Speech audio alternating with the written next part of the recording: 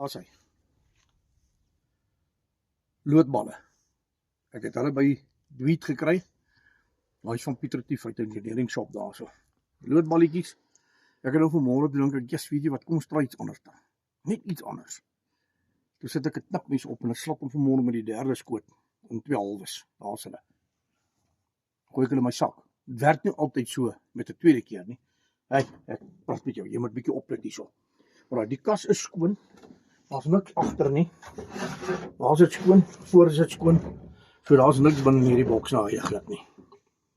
Net so laat staan. Kom ons try.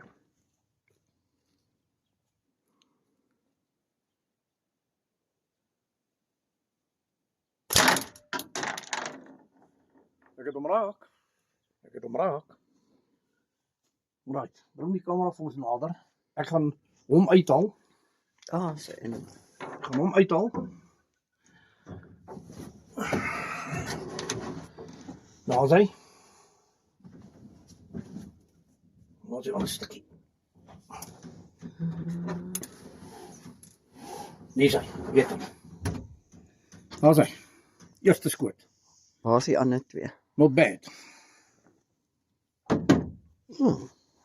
Net so. Ja, maar ek sou vir julle sê hierdie ene was allemaal vragtig. Dit was baie nice. Ek dink nie dis bad nie. Dis ook nie vir my 'n challenge daar buite nie. Net so vir die wis en die onwis.